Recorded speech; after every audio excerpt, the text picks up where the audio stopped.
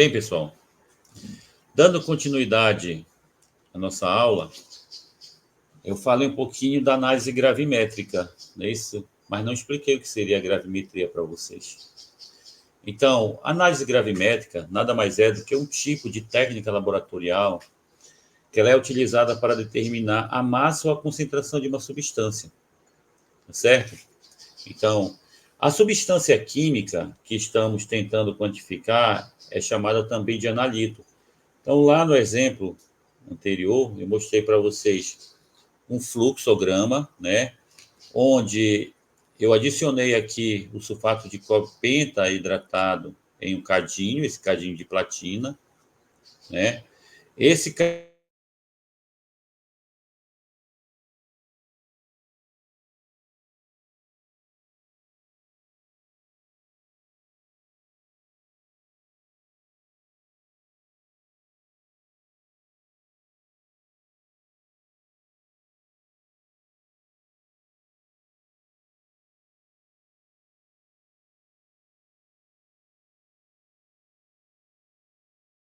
da massa do cadinho mais as cinzas.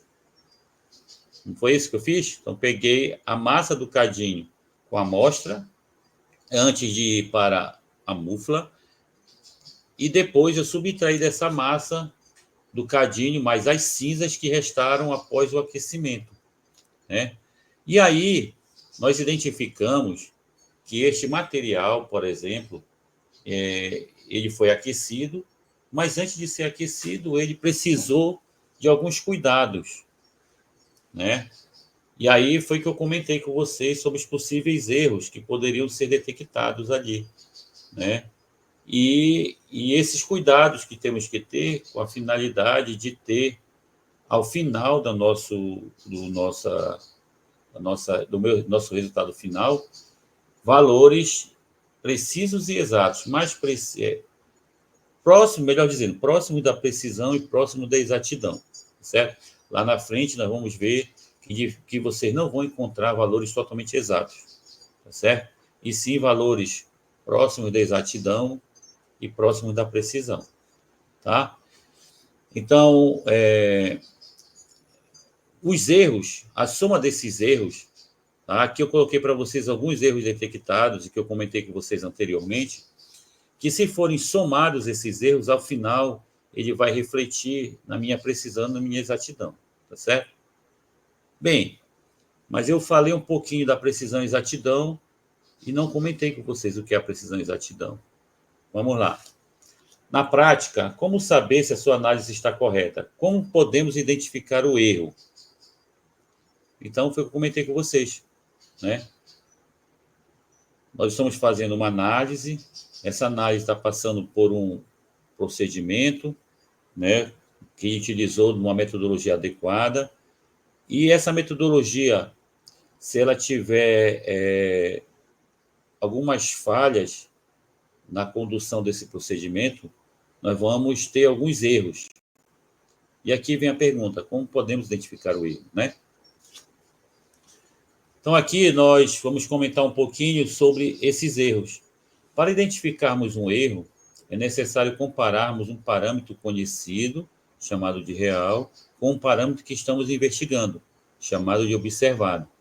Isso aí vai dar para nós aqui o chamado erro absoluto. Então, vamos imaginar que lá nós temos que lá no exemplo anterior, nós pegamos o cadinho, pesamos uma determinada massa de sulfato de cobre pentaidratado, e ao final aquecemos e obtivemos um valor de cinzas. Vamos supor que exista um padrão, um valor que ali seja para mim a comparação do que eu encontrei com o que eu tenho como referência. Então, existem padrões de referência que você pode comparar o resultado antes, o resultado que eu chamo de padrão, com o resultado daquilo que você está tentando identificar. Lá na frente eu vou falar um pouquinho para vocês, comentar um pouquinho sobre o que seria esse padrão de referência, tá certo? Mas, afinal, vamos tocar aqui um pouquinho do que é esse valor real. Tá? E aí é quando nós vamos entrar no processo chamado de exatidão e precisão. Ok? A exatidão e precisão. Então, vamos lá. A exatidão de uma medida avalia a proximidade do valor medido em relação ao valor verdadeiro da grandeza, que eles chamam de absoluto. Peço, inclusive, a atenção de vocês, desculpa porque estamos falando dessa gravação, e existem uns cachorrinhos gritando que são dos vizinhos, tá? Mas é normal. Tá dando para vocês entenderem e fiquem tranquilos. A exatidão, ela refere-se à concordância da medida com o nível de referência ou valor conhecido. Eles chamam de veracidade das medidas. Quanto menor o erro relativo, maior a exatidão. Então, tu observas aqui que eu tenho duas figuras. Uma que ele coloca escrito como sem precisão e sem exatidão, e a outra escrita com precisão e sem exatidão. Observa que a da esquerda, ela apresenta esses pontos aqui, que eu caracterizei por xzinho, distante do meu alvo. O meu alvo principal é o que está no centro aqui, ó. Então, observa que na minha análise, o valor de x aqui são o valor das minhas amostras, tá certo? Observa que elas estão comparadas com o exemplo 2, mais distantes uns dos outros, tá vendo? Na figura da direita, observa que esses meus resultados eles estão mais próximos uns dos outros, porém estão distantes do centro desse alvo. Então, quando eles estão muito próximos entre eles e distantes do alvo, eu digo que eles estão com precisão, ou seja, estão próximos entre eles, e estão sem exatidão porque estão distantes do centro do meu resultado principal, ok? Então, aqui nós vamos ver lá na frente, tem uma figura melhor que vai mostrar para a gente, que a média, ela é necessária ser calculada para verificar se ela está próximo desses valores aqui, precisos. Com certeza aqui a média está próxima dos valores precisos e está distante do valor que eu chamei de exato, que é o centro do alvo. Por isso eu digo que ela está com precisão e sem exatidão. O lado esquerdo, observa que ele colocou que está sem precisão. Por que está sem precisão, pessoal? Porque a figura esquerda, comparada com a da direita, os pontos que estão representados por esses xzinhos aqui, eles estão mais distantes entre si. E também estão distantes do alvo principal, que é o centro da figura. Então, neste caso, ela estaria sem precisão e sem exatidão. Então, a precisão, como eu falei anteriormente, é um parâmetro que avalia a variação de medidas repetidas. Tá certo? Observa que aqui nas figuras aqui abaixo, eu tenho a primeira figura, que é a chamada sem precisão e sem exatidão. Observa que os pontos estão todos espalhados e o ponto verde, ele está distante desses respectivos pontos. Então, se ele está distante desses pontos em preto, ela não apresenta precisão, então está sem precisão. E os pontos estão distantes do centro da minha figura, ou seja, estão sem precisão e sem exatidão, certo?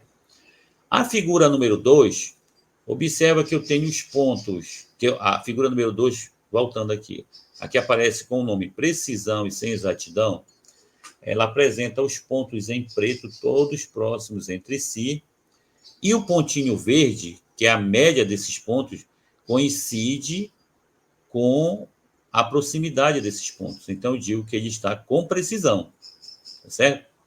Porém, esses pontos todinhos aqui estão distantes do alvo central. Então, eu digo que ele está sem exatidão. Ok?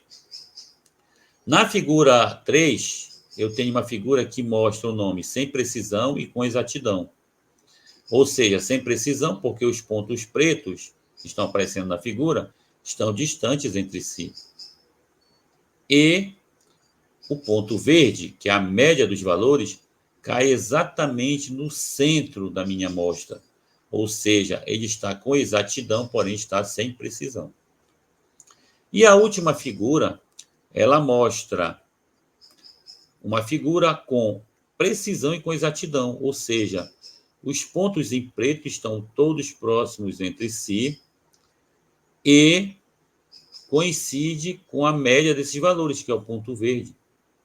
Ou seja, os pontos estão no centro da minha amostra e estão próximos entre si e da média. Ou seja, para nós aqui, seria um valor com precisão e exatidão, ou seja, seria o sonho a ser alcançado nos nossos resultados. Tá certo? Então, eu mostrei na forma de figuras para vocês aqui o que seria precisão e exatidão. Porém, vai ficar mais fácil de nós enxergarmos isso em sala de aula com as práticas, tá certo? Lembrando que nós não teremos só a aula em EAD, nós também teremos as aulas que serão presenciais, tá certo? Uma vez ao mês teremos aula presencial, se houver necessidade, 2. Vai depender do desempenho de vocês aqui no material em EAD, material escrito, tá certo? Então, eu falei da precisão, falei mostrei as figuras para vocês, e aqui eu mostro uma figura onde eu tenho a precisão escrita do lado esquerdo aqui, e do lado direito, o valor chamado de verdadeiro. Observa que a precisão, ela tem um X com uma barra na parte superior, tá certo? Isso para a gente aqui é a média, tá, pessoal? Embaixo eu tenho um nome chamado de amplitude. Amplitude é esse azinho que representa para a gente aqui essa distância dos valores experimentais. Quanto mais próximo os valores experimentais estiverem, maior vai ser a minha precisão e menor vai ser a minha amplitude. E quanto mais distante eu tiver essa minha média de valores do valor exato, eu vou ter uma menor exatidão, tá certo? Ou seja, quanto mais próximo essa média estiver do meu valor verdadeiro, mais exato ele vai ser o meu valor, tá certo? Então, ele fala um pouquinho aqui da precisão, que ele denomina-se precisão a concordância entre os vários valores experimentais obtidos. Quanto mais próximos entre si eles estiverem, menor será a amplitude e maior será a precisão. Exatamente isso que eu coloquei para vocês aqui, tá certo? A precisão de um instrumento de medição quantifica a proximidade entre as medidas individuais geradas pelo instrumento, neste caso aqui, na figura 2. A precisão é a habilidade do método de reproduzir o mesmo resultado, embora não necessariamente o correto. Sempre que o procedimento é executado, questão da figura 3, vou fazer uma leitura novamente aqui, tá, pessoal, que eu acabei... Isso acontece aqui vai acontecer de vez em quando, nós vamos corrigir. Vou fazer uma nova leitura aqui para tentarmos entender. A precisão é a habilidade do método de reproduzir o mesmo resultado, embora não necessariamente o correto, sempre que o procedimento é executado. Então, na verdade, aqui eu tenho uma figura 3, tá certo? Onde eu tenho uma figura na forma de sino, tá certo? Onde ele mostra aqui um instrumento D e um instrumento C. Observa que o instrumento D está de forma pontilhada na figura e o instrumento C ele está numa linha, numa forma de sino, onde as linhas não estão pontilhadas, é uma linha contínua, tá certo? No centro dessa figura, eu tenho MC igual a MD. O que significava o MC, melhor dizendo? Não é MC, não, é MC, tá, pessoal? Que é a média de distribuição dos resultados fornecido pelo instrumento, que ele chamou de I, tá certo? Então, meu instrumento aqui, C, e meu instrumento D, eles apresentaram médias iguais e centralizados, tá certo? O R para a gente aqui vai ser o nosso valor verdadeiro, característica da medida. E observa o seguinte, que o instrumento C, tá certo? Ele apresenta valores mais próximos entre si, diferente do instrumento D. O instrumento D é aquele que está pontilhado. Observa que, se tu for pegar o final dessa figura aqui do instrumento D e subtrair do início dessa figura, tu vais observar que eles estão mais dispersos entre si. Isso vai refletir na nossa precisão do resultado, ok? Então, como eu falei anteriormente, a precisão refere-se ao grau de concordância mútua entre essas medidas individuais e está de acordo com a precisão dos dados. Essa figura aqui, ela vai ficar muito mais clara quando nós formos para a parte prática. E alguns exercícios que eu vou passar para vocês, tá bom? Por enquanto, não esqueça que essa figura reflete para a gente. O centro vai ser para a gente aqui o valor verdadeiro da medida, tá certo? Aqui eu tenho também a média coincidindo com o meu resultado verdadeiro, e aqui eu tenho a figura de dois instrumentos, um instrumento C, mais preciso, e um instrumento D, menos preciso.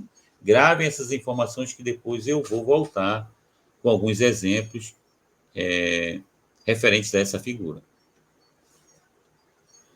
Então, 3 termos são amplamente empregados para descrever a precisão de um conjunto de dados. Quem são eles, pessoal? Vai ser o desvio padrão, a variância e o coeficiente de variação. Todos eles apresentam uma fórmula, tá certo? E essas fórmulas, elas vão ser mostradas para vocês aqui e depois vão ser utilizadas em alguns exemplos práticos que nós vamos fazer em sala de aula e aqui na própria aula em EAD, na forma de exemplos, tá certo? As três funções de quanto o resultado individual XI difere da média, denominado desvio em relação à média. Então, na verdade, essa primeira fórmula que eu tenho aqui, pessoal, é o DI. O que seria esse DI para a gente? É o famoso desvio em relação à média, que é o DI, tá certo? O que seria o DI?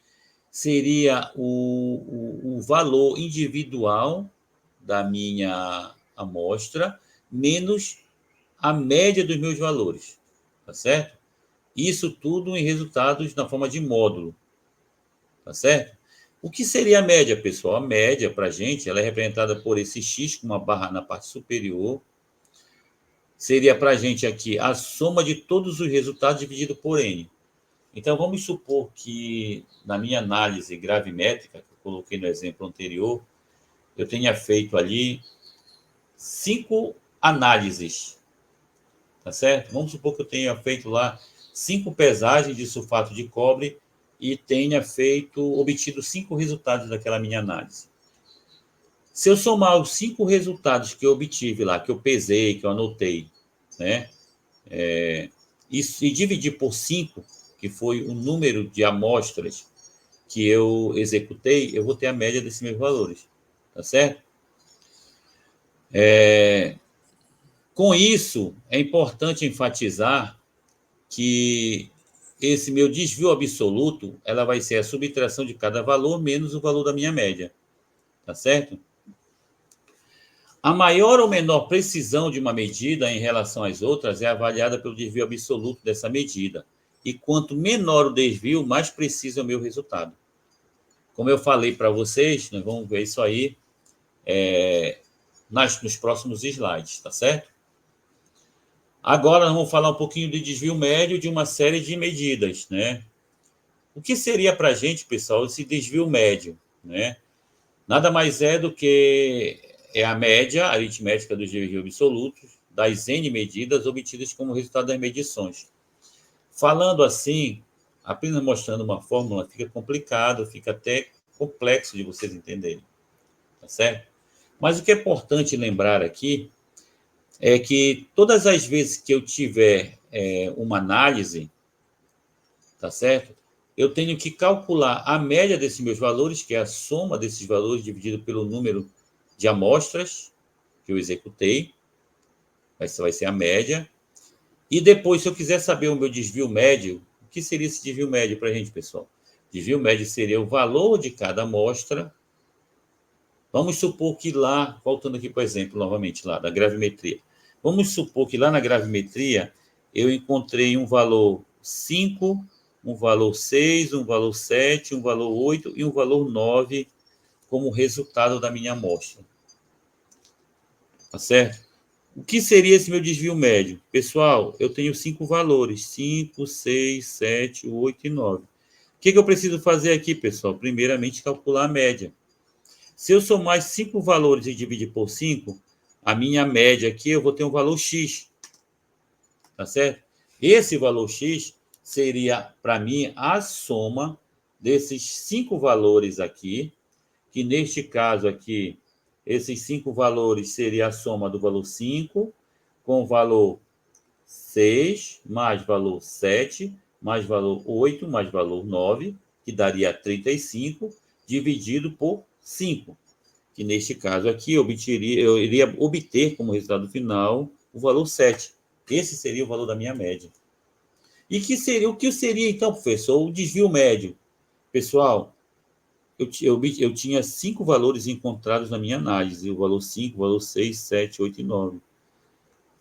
O desvio médio seria a soma de cada subtração destes valores aqui pela média, dividido por n.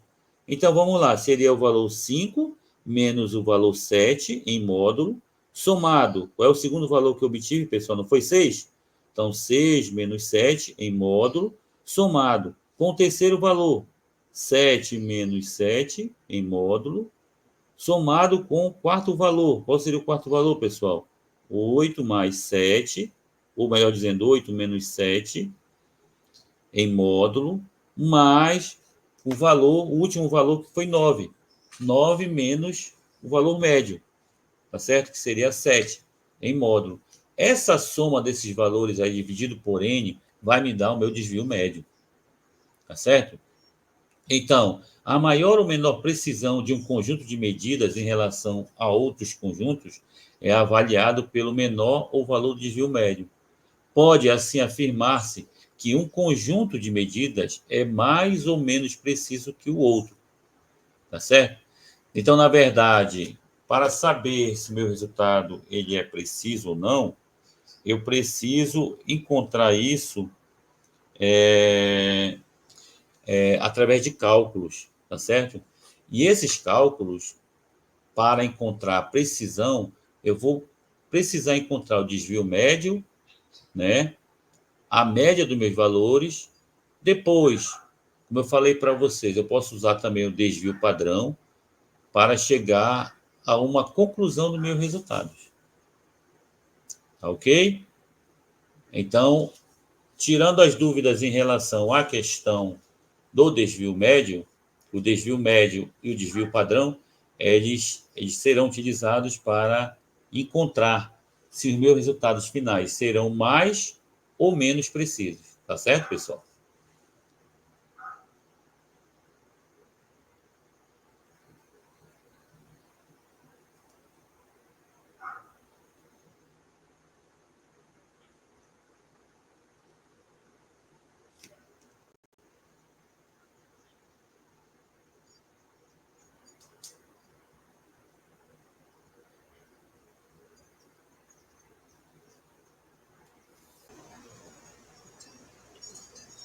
Bem, pessoal, então agora eu vou apresentar para vocês aqui um exemplo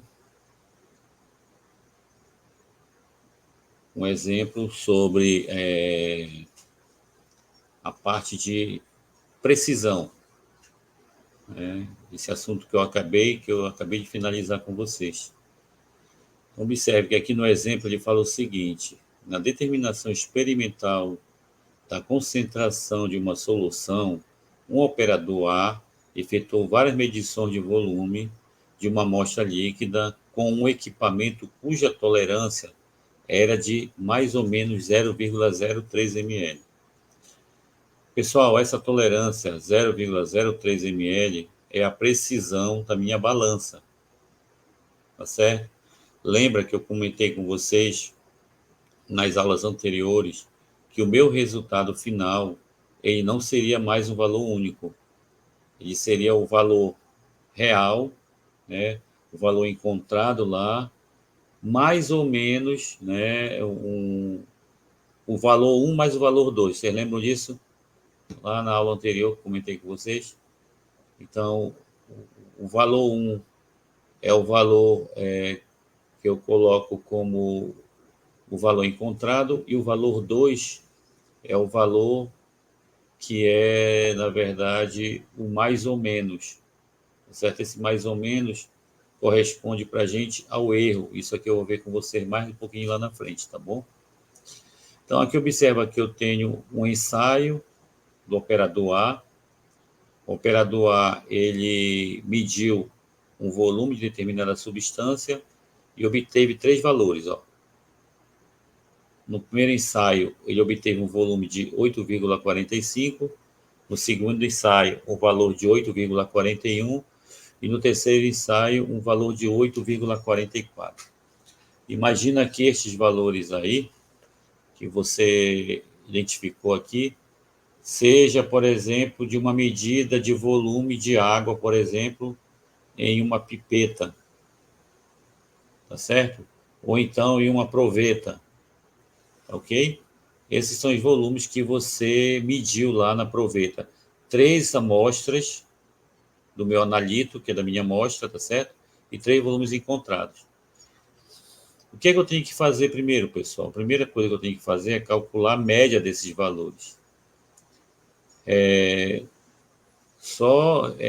Voltando um pouquinho aqui, não esqueça que essas medidas aqui de tendência central, eu ainda vou ver com você lá na frente, explicando direitinho cada medida dessa de tendência central, tá certo? O que seria a média aqui? Vou tentar antecipar logo o que seria a média. A média seria a soma dos 3 valores que eu tenho, nesse caso aqui é 8,45, mais 8,41, mais 8,44. Esses 3 valores são somados e eu divido pelo número de amostras. Como foram 3 amostras que eu utilizei, então eu vou dividir por 3. Quanto foi que deu a média, pessoal? 8,43. Anotem esse valor aqui, que vai ser muito importante para os próximos slides, tá bom? Então, vamos lá. Como é que eu faço para calcular o desvio absoluto de cada medida? Não esquece que nosso desvio absoluto, a fórmula que é utilizada para o desvio absoluto é essa aqui, ó. Desvio absoluto vai ser o valor do xi. O que é o xi, pessoal? É o valor de cada amostra dessa aqui de volume. Então, neste caso aqui, o meu primeiro xi é 8,45. O segundo xi, 8,41. E o terceiro xi é o 8,44. O que foi que eu fiz aqui? Olha, eu peguei cada valor desse e subtraí da média. Lembra que eu falei para vocês não esquecerem o volume que deu aqui da média? 8,43, lembra? O que é que eu vou fazer aqui, pessoal? Olha, os ensaios que eu vou utilizar para o operador 1 são os seguintes, ó. O primeiro desvio, tá, vai ser o primeiro valor daqui, 8,45, menos o valor da minha média, que nós calculamos anteriormente, 8,43, tá vendo? Esse valor subtraído dá 0,02, ok? Não esquece que essas barras laterais significam para a gente aqui o módulo, tá certo? Ou seja, mesmo que apareça um valor negativo, no momento que eu for encontrar o desvio, ele tem que ficar de forma positiva, tá certo? Aí, que foi que eu fiz aqui, ó? Subtrair a primeira amostra, que foi 8,45, menos 8,43, que foi a média. Peguei a segunda amostra, que está aqui no 2, ó, 8,41, e subtraí da média. Obtive também 0,02. Só que esse 0,02 vai ser negativo, ó, visto que 8,43 é maior que 8,41. Porém, eu acabei de falar que todas as vezes que o valor for negativo, ele tem que ser colocado aqui como positivo. Por que isso, professor? Porque o desvio ele vai sempre levar em conta o módulo da minha subtração, do meu resultado, tá certo? Então, se o valor for negativo, eu já sei que no final ele vai ter que aparecer de forma positiva, tá certo? O último valor é esse aqui, ó, 8,44, que é o meu último volume, menos o valor da média, que é 8,43. Observa que o valor é 0,01, ok? E aqui, pessoal, o DM, que é o desvio médio, como é que eu calculo esse desvio médio? Lembra que eu mostrei para vocês anteriormente a fórmula de desvio médio? Está aqui a fórmula de desvio médio, ó. Olha a fórmula de desvio médio. É a soma dos meus desvios dividido por N, tá certo?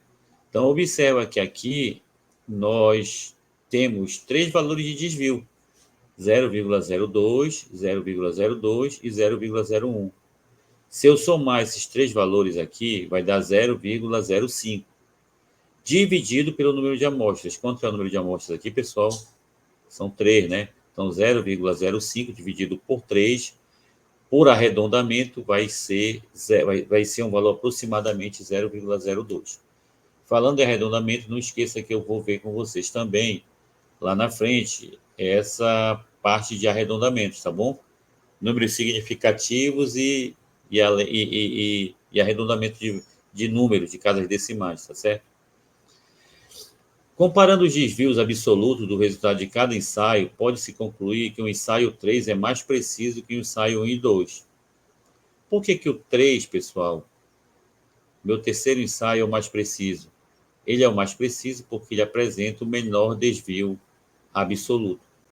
O que é o desvio absoluto? É a subtração do meu volume de cada amostra menos a média encontrada, tá certo? Então, aqui eu posso dizer que o meu terceiro ensaio, ele apresenta um valor mais preciso que o valor que os ensaios 2 e 1, certo? Dando continuidade, ele colocou aqui um item B, onde ele acrescenta mais 2 operadores, tá? Que é o operador B e o operador C, onde eles efetuaram medições de volume com a mesma finalidade do operador A, e os resultados obtidos foram os seguintes. Então, o que eu tinha lá, pessoal? Eu tinha só um operador que eu chamei de A, onde ele mediu 3 volumes e lá eu encontrei o desvio absoluto e o desvio médio, tá certo?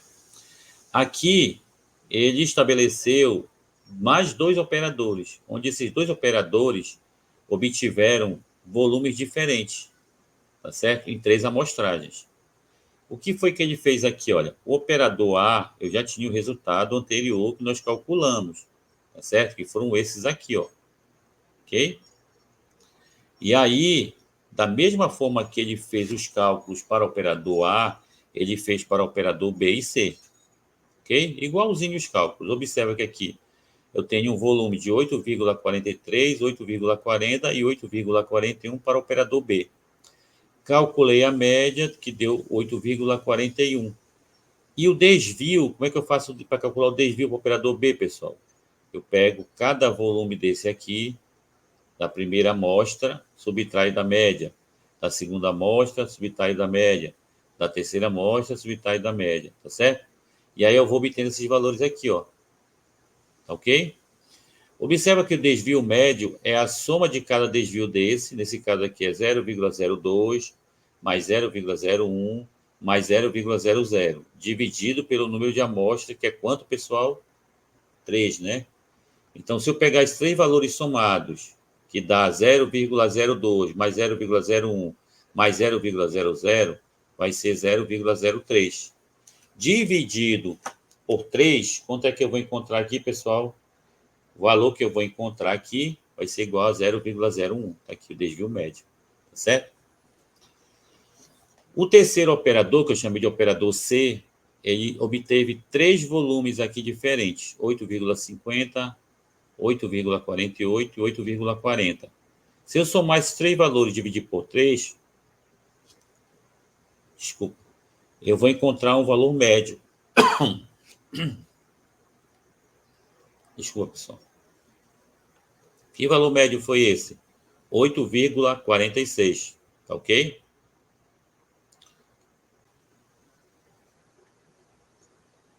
Esse valor de 8,46 foi o meu valor médio que eu encontrei, tá bom? Como é que eu faço para encontrar o meu desvio para cada amostragem? Ó, eu pego 8,50, vou subtrair de 8,46. Quanto é que vai dar? 0,04. 8,48 menos 8,46. Quanto vai dar aqui? 0,02. 8,40 menos 8,46. O valor vai ser menos 0,06. Porém, não esquece que todas as vezes que for negativo, o valor final tem que ficar positivo, tá certo? E o desvio médio, que é esse DM, pessoal, como é que eu faço? Eu pego os 4 valores, vou somar. Então, 0,04 mais 0,02 mais 0,06, o valor encontrado, ele vai ser igual aqui a 0,12, tá certo? 0,12 dividido por 3, não esquece que vai ser 0,02 dividido por 3, 0,12 dividido por 3 vai ser 0,04, que foi o valor do desvio médio, tá certo? E aí, o que podemos concluir a respeito dessa letra B, pessoal? E os resultados apresentados pelo operador B, eles são os mais precisos porque apresentam menor desvio médio. Vamos ver aqui direitinho. Aqui nós obtivemos 3 desvios médios. Ó. Operador A, 0,02. Operador B, 0,01. E operador C, 0,04. Então, realmente, é isso que está colocando aqui. Ó. O meu menor desvio médio lá foi 0,01, tá certo? Que foi do operador B, tá certo? O resultado, como é que eu vou expressar esse meu resultado, pessoal? Olha, meu resultado sempre vai ser o valor médio, mais ou menos o meu desvio médio, tá certo? Então, por exemplo, no nosso exemplo, no nosso exemplo, é dada a tolerância do equipamento que foi utilizado, que foi mais ou menos 0,03. Isso foi colocado no início lá na questão, tá bom? Então, há necessidade de comparar o valor obtido para o desvio médio com o valor de tolerância do equipamento e optar pelo que é superior. Assim, observa que o valor do operador A ficou 8,43, que foi o valor da média aqui, ó, que nós encontramos, ó. Desculpa. Ó, 8,43 foi o valor da média do operador A, do operador B, 8,41, do operador C, 8,46. Eles estão aparecendo bem aqui, ó. 8,43 foi a média, mais ou menos o valor da tolerância do equipamento, que é 0,03. Tá? Do operador B, 8,41, mais ou menos 0,03, que foi a tolerância do equipamento. E do operador C, 8,46, mais ou menos 0,04. Tá certo? Então, lembrando, melhor dizendo, aqui não é 0,04 não, pessoal, é 0,03, tá? Que neste caso aqui é o valor da tolerância. Houve um erro aqui, tá bom? Então, o operador C fica 8,46, mais ou menos 0,03, tá? Então, o que é que nós conseguimos observar? Que o resultado que é mais preciso é do operador B, visto que ele apresenta um menor desvio médio, ou seja, é o que apresenta os melhores resultados para nós, certo? Então, observa que nós falamos um pouquinho da precisão, falamos que a precisão vai estar diretamente relacionada ao, ao valor do desvio, dos desvios, tá certo? Que eu chamei, tem o desvio médio e o desvio absoluto, tá ok? Passei um exemplo para vocês e não esquecendo que todo esse material ele vai ser exercitado nas aulas que serão presenciais também. Tá? No SIGA, todo esse material de vocês, como já falei nos slides anteriores, vai estar disponibilizado no SIGA. Toda interação vai ser pelo SIGA e nós vamos trabalhando por módulos, tá certo? Para não ficar muito cansativo para vocês. Tá? Então, não esqueça que aqui, neste caso, deste exemplo, o operador B é o que apresenta a melhor precisão.